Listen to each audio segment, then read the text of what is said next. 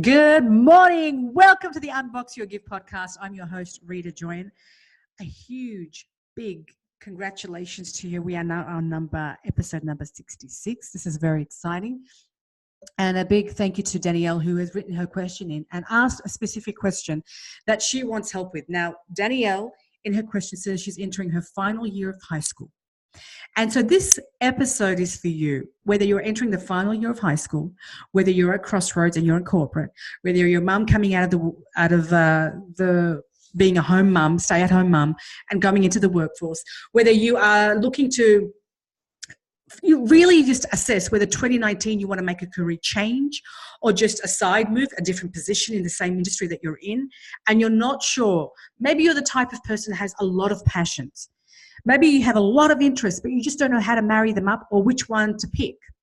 If any of that speaks to you, this episode is specifically for you. I'm going to answer Danielle's question, but it equally applies to wherever you are in your situation, based on if you're a stay-at-home mum, changing careers, changing jobs sideways, looking to enter the workforce, reassessing where you want to be in 2019. So Danielle's question reads as, I'm a girl entering my final year of high school. Like many of my peers, I am utterly lost and have no clue of what I want to do with my life as of now. I'm ranked second in my class, and as cocky as this may sound, maybe, I don't want my intelligence to go to waste. I have a couple of things I enjoy doing, such as working with children, learning sign language, doing makeup, directing videos, and taking pictures of birds. Absolutely none of these things relate. But in my future, I would love to perhaps find my own unique way of linking these things together with the help of someone who perhaps knows or can help me find my way. As someone who constantly is worried about her future and wanting to leave an impact on at least someone, I feel horrible not knowing what the heck I'm going to do. Maybe this could be a good start.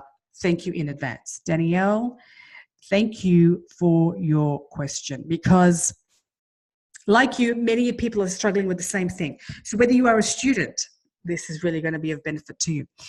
When I was in year 10, let me give you the answer by giving you a bit of background. When I was in year 10, in Sydney, Australia, in year 10, we were given 1 week's compulsory work experience. It wasn't if you didn't want to do it, you had to have a really good reason, but I wanted to do it. So you could go out into the world, find somewhere that you wanted to work, the profession that you wanted to enter, and do a week's work experience with them. So I went to a dentist, and I thought maybe I would want to be a dentist when I finished school. So I went to Westmead School for Dentistry, and I applied to work with them for a week, and I did, and it was fantastic. You know, they took me around. They showed me how dentures are made. They showed me how it happens with x-rays. They showed me what a real dentist does. They gave me the real nitty-gritty. I couldn't have asked for a better work experience with that school. They showed me the reasons why teeth, I opened my eyes. It really was fantastic. As much as it was so good, I remember when my career advisor, Mrs. can't remember her name, lovely lady, came to Westmead, to the suburb that I was working in, and had a meeting with me on the Friday. And she said to me, so how did you find it? I said, oh, it was fantastic. It was so good. I enjoyed it so much. She said, great. So do you think you might want to do this as a career in the future? I said, no way. She goes, well, that's a bit of a irony. You enjoyed your time here. I said, I enjoyed my time. The people are fantastic. I learned a lot. I learned how dentures are made. I learned how x-rays are made. I learned what a dentist does. I actually was able to be an assistant to a dentist and create the stuff that he needs. Like I was able to do that. The people are so sweet and nice here, but I don't want to do this as a career.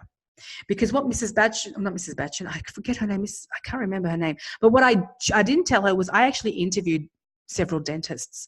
And I sat down with them and I said, and they were all students because this was school dentistry. So the government had this facility or has this facility in Westmead where people who are about to graduate or have graduated or been for a couple of years, they actually go and practice in this school. It's not a school. It's like they're dentists, right?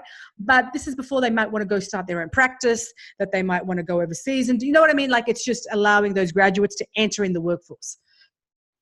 And each one of them that I interviewed, that I worked with during the week, was so downhearted about being a dentist. There was no, oh, I love being a dentist. None of them said that to me. One of them even said to me, I think I'm going to choose another career because being a dentist is hurting my neck. And I said to this dentist, I said to her, you studied for 7 years to be a dentist. You've practiced for probably about a year to 2 years. You've been in the workforce. And you're going to go study something else after all that time? She's like, yeah, because my neck hurts. I'm like, okay, I think there's more to it than your neck hurting. But because, because you're looking down at people's mouths and it's putting a strain on her neck. I get that. Then I spoke to another dentist and like, yeah, it's a good job. Yeah, it's good. It's a good job. I never thought of being a dentist as a job, because when you come from a Asian background, being a dentist is like, oh, that's like the ultimate, like being a doctor or a lawyer. It's like or an engineer. It's like the ultimate. I never considered it as a job. It was more like this prestigious title that they have. Never thought of it as a job. And we call it a job. I went, oh, well, a job is like, it's a job, I have a job. I work in retail part-time while I'm on the weekends, while I'm, go to school on the weekdays, part-time, I'm in retail working. I'm like, that's a job. You're calling being a dentist a job? And it was just revolutionary for me, because I was in this cocoon of school, and I went to a school that had, they were pretty ambitious, competitive students, every single one of them, because predominantly students from China and India and all of Asia. And so, their mothers and their fathers really pushed them, and they pushed themselves. And so I came from a school who worked extraordinarily hard, and from a background, and obviously all my friends had parents who had a huge expectations. I mean, thank God my parents didn't push me to do anything specific, but their parents did. And so I understood that from all of that, my association with all that context was that being a dentist, being a lawyer, being a doctor, being an engineer was not a job. It was like slightly cut above the rest. And then my eyes just like widened when I realized that, no, actually being a dentist is just being a dentist. And so I understood then that I'm seeing eyewitness. I don't want to be stuck in a cubicle looking down people's mouths. I found that for me very boring. I really enjoyed the company of the dentist. I enjoyed the company of the people who took me around and taught me the trade of being a dentist and what it requires. But I thought, I know it's not for me. I know I would be miserable. I'll be a really bad dentist. I could probably pass the exams if I worked really hard and put my mind to it, but I wouldn't be a happy dentist. And I said that to my careers advisor, and she said, well, that's great. It's great that you know that. And I went, thank God. And I had such a wonderful experience that in year 11, I went to my vice principal, Mr. Cooper, who was a lovely gentleman, but I was going to make some trouble for him, because I went up to him and I said, Mr. Cooper, I had a really great time in my year 10 work experience, and I'd like to do one more work experience in year 11, because in year 12, it's like serious and you can't do anything other than study. So in year 11, I would just like one more week, please, to go out and have work experience. Danielle, I'm coming to your question, so just bear with this, because this is adding to the flavor of the answer to your question. But I've got to give you this background so I can explain the foreground, right? You with me? Okay, so Danielle, obviously being the person who asked the question in the beginning. So Mr. Cooper says, no, you're not going to have another work experience.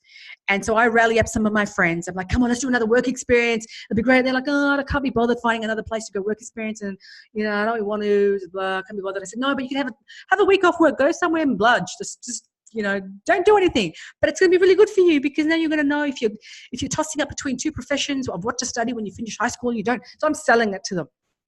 So finally, I grab a bunch of my friends and we go to Mr. Cooper, and he's like, no, the school is saying no. I am saying no, you can't do it. Long story short, we twisted his hand somehow. He gave us the year 11's optional work experience for that year. I don't know if it continued after us, but he gave everyone optional work experience, and I took it up and I went to a law firm, a very small, tiny law firm in Parramatta, Sydney. And I went there and I just felt, that feeling of, There were two lawyers that I did not see who owned this little law firm kind of thing. They were in a room, never saw them. Doors were closed. And I thought, that's the lawyer. He's in his room behind a desk, shuffling through paper. I don't know what he's doing, but he's not seeing the world. He's stuck behind a desk. He's between four walls. And he's doing a job. It's still a job. It's not this prestigious title. It may have been the moment he graduated, but now my eyes as a student are opening, because it's a job. It's not this thing that they put on the pedestal. There's no pedestal. It is a job. And so they put me with this law clerk to shadow him for the day. And the most work I did was seal envelopes. Like literally, I stood there sealing envelopes. That was my first 2 hours in the work experience thing. And I sealed 4 envelopes because that's all they had. Then they got me to go to with this law clerk into the city to deliver some kind of papers, some secret papers. They had to be hand delivered. And I'm like, oh, okay. And I'm sitting there on the bus, which was the best part of the day. I'm thinking, yeah, law's not for me. I don't want to do this. I don't want to be cooped up behind a desk, shuffling papers between 4 walls and just like not seeing the world. Not seeing the world. I want to see the world. And I definitely don't want to be sitting behind a desk. So as soon as we got to the city, we're on George Street in Sydney, Australia. George Street is one of the main streets in Sydney. It was really busy, and I lost the law clerk on purpose. I lost him. And I knew my sister worked in the city at the time. She worked for State Street. And I'm looking and I knew it was on George Street, somewhere near George Street. And I'm looking into the sky for the sign that says State Street. And I run towards that, and I've lost the guy. He's probably worried, probably ringing up the law firm saying, we lost the work experience student. What are we going to do? Meanwhile, I'm running to my sister so that I can tell her to call mum and dad, because the school is going to find out. They're going to call mum and dad. I'm going to get in trouble by mum and dad. So I'm like running to my sister to tell them I'm not going to be a lawyer, and I'm coming to you so that you can let mum and dad know that I'm safe and that I've chosen not to. Not that my mum and parents are ever pressuring me to be a lawyer. I was just doing the work experience because I made the school give it to us. I forced them. I kind of sold it to them. So I get to State Street. I tell my sister Lisa, like, listen, I'm not going to be doing law. And I only lasted half a day in that law firm, which means I don't know what I'm going to do for the rest of the week. But I know that I'm not going back there, and I do not want to do law. It's crossed my mind that maybe if they had taken me to like a court case and I would have seen what happens, maybe that would have changed my mind. God only knows. I don't know. But in that moment, in that time when I had to make a decision about what I wanted to do when I was going to finish school, I knew law was not going to be something that I would be happy doing. So when I finally finished school, I decided that my only criteria for studying was I would pick something that would not require me to sit behind a desk. And I picked media communication. So my answer to you, Danielle, is your preference of wanting to do photography, or maybe wanting to do sign language or makeup or being with children or any of that stuff. You won't know until you go and experience it. And not looking at pictures, experience it, not reading someone's blog, experiencing it, like on the ground, experiencing it. And that is the only way you're going to know. I can't tell you that. Not even your mum can tell you that. And that's the reason, because I have friends who are twins. And one of them said to me once, having a twin, I loved it, because every time we had a birthday, I loved sharing it with my twin sister. There was more love. There was just sharing it with someone. This made me so happy. Then I asked her twin sister, like, did you enjoy having a birthday party shared? She goes, I hated having a birthday party with my sister all the time because I never got my own time. I never got my own attention, never got my own, everything had to be shared. The birth dates had to be shared. Where we were, everything was shared. I couldn't even have my own birthday for myself. It always had to be shared. Now get this, 2 sisters, same experiences, same parents, same environment, same school, same everything, but the interpretation of those experiences were different. So can you imagine your passion? Which is why that the only way that you can assess whether or not your passion is going to really skyrocket or resonate with you, or how you're going to marry them up, is if you go and experience it. And it's not sounding cocky that, you don't want to let your intelligence go to waste. Nobody wants that.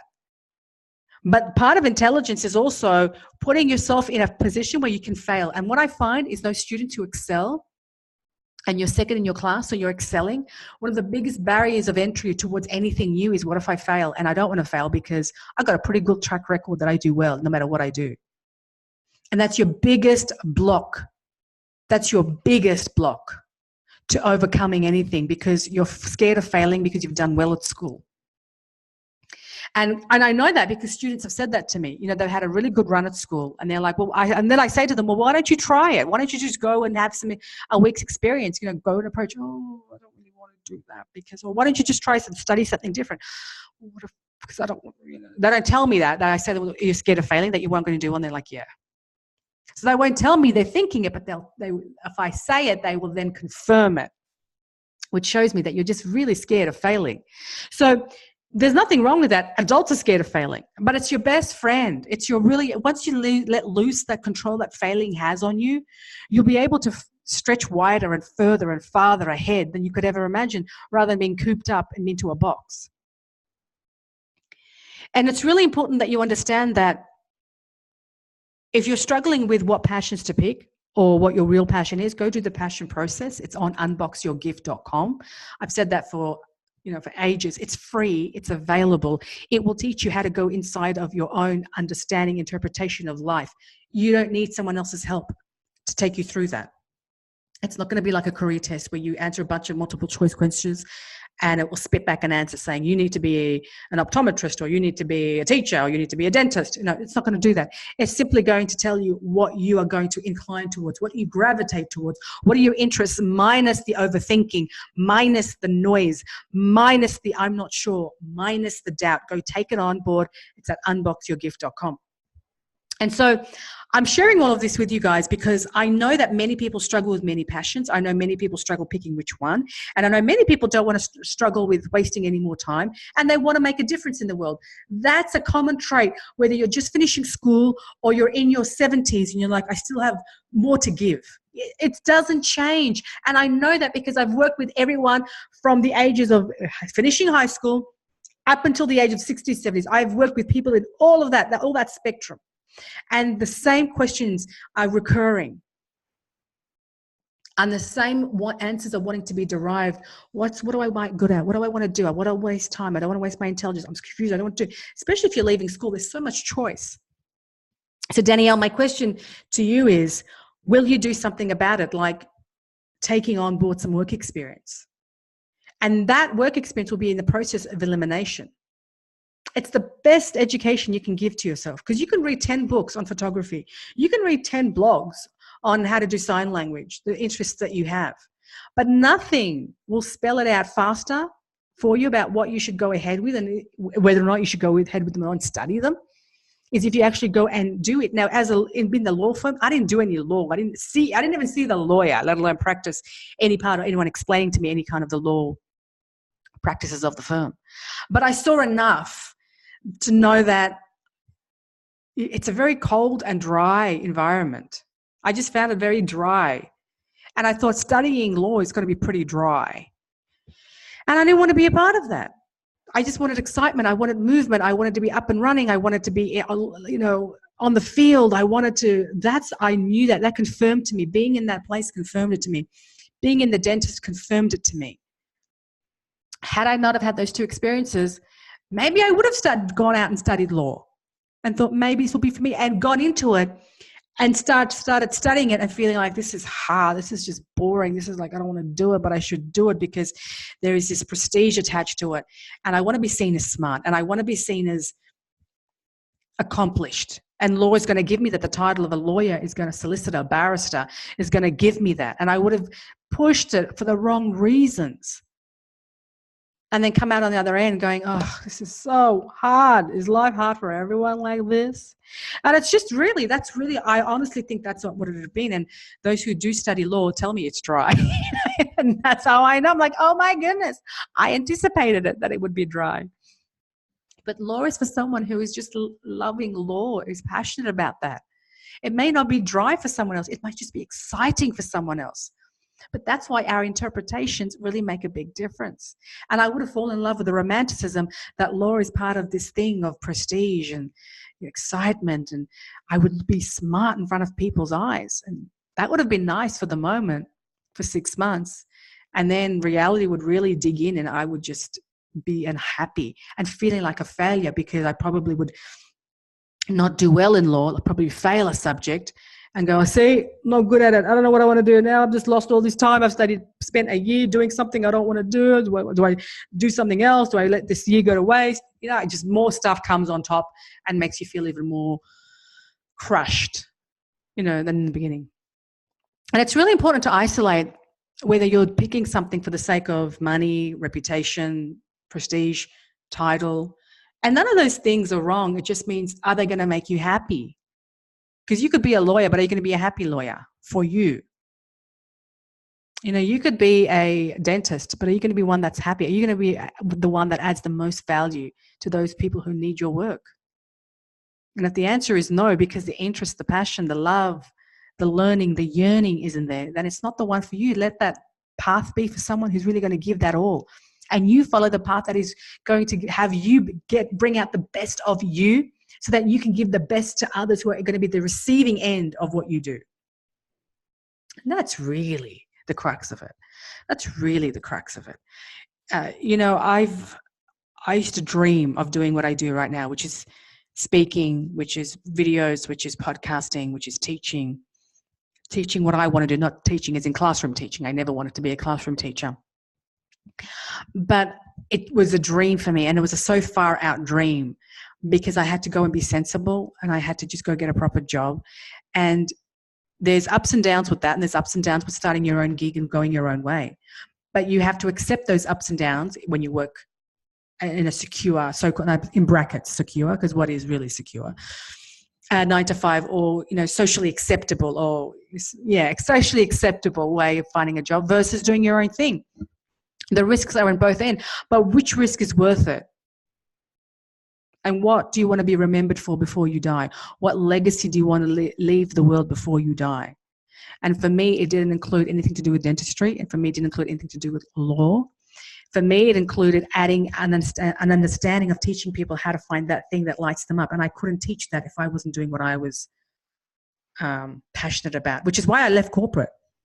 Because I wasn't passionate. I was teaching people how to find their passion. I'm like, well, that's pretty hypocritical. I'm teaching others, but I'm not doing it myself. So that's why I cold turkey, I left corporate, because I felt like a hypocrite. And so I left corporate and start my own thing on demand, like just like that, without knowing anything of how to take it on board by myself. And that's how I came up with the lessons of, oh my goodness, I need to create some discipline. I need to create a routine. I need to be able to back myself when no one else is. Like those things you learn as you're going along the way. I didn't know them when I quit cold turkey. And I did it because my work, my philosophy, what I was teaching required it of me to not be a hypocrite, to actually do what I enjoyed doing. And that's why I did it. And so for you, the same thing, for you who's listening right now, Danielle, you, the listener, anyone else who's listening, whether you're changing careers, getting a new one, go and experience it for a week. What would that feel like? What would it honestly feel like? I know I had someone that was working with me a couple of years ago who was a stay-at-home mum, hadn't been in the workforce for 17 years. And she wanted to study speech pathology.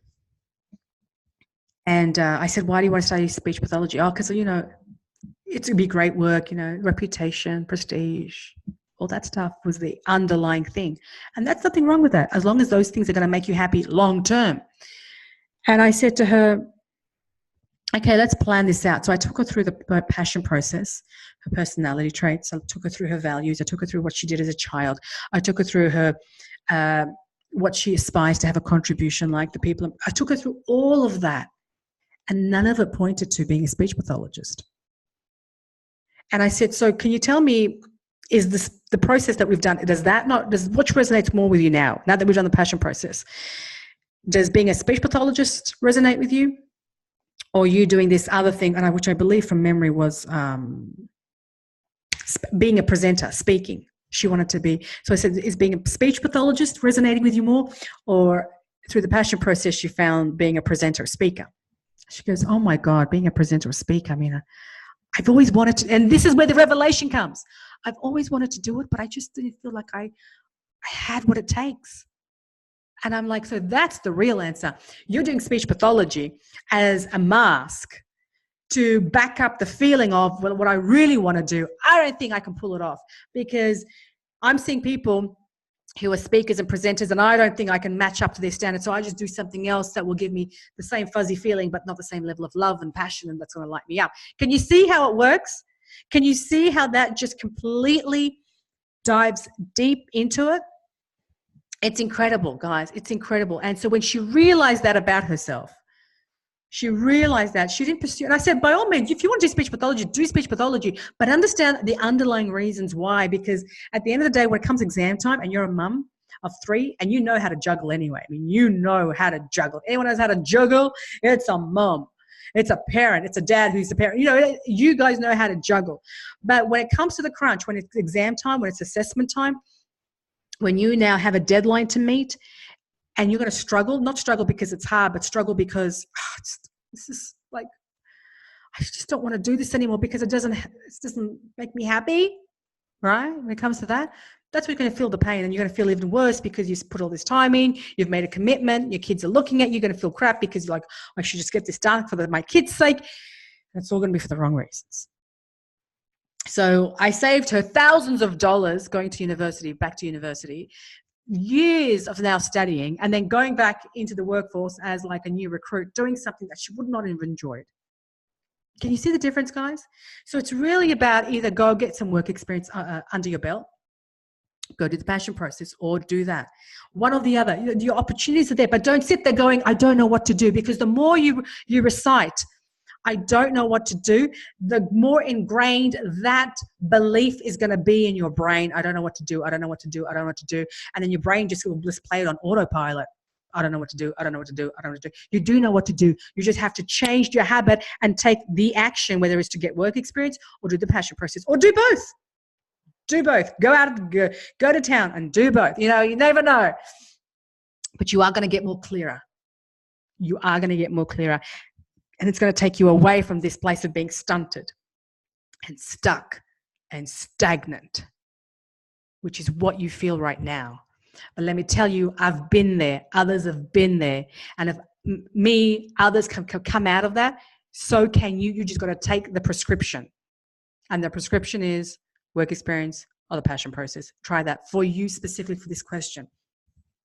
So guys, I hope this has been of help to you. I hope this answer has been of help.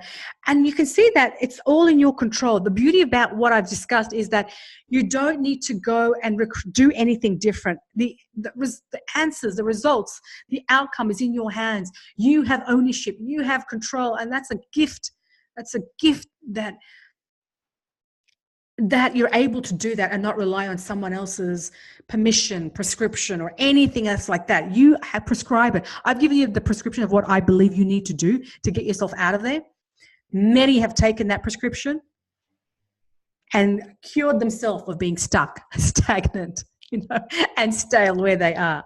So you do the same thing for yourself, but the prescription in terms of what you choose to do, how you'll choose it, how do you make that decision, how do you come to that decision is in your hands through those two methods.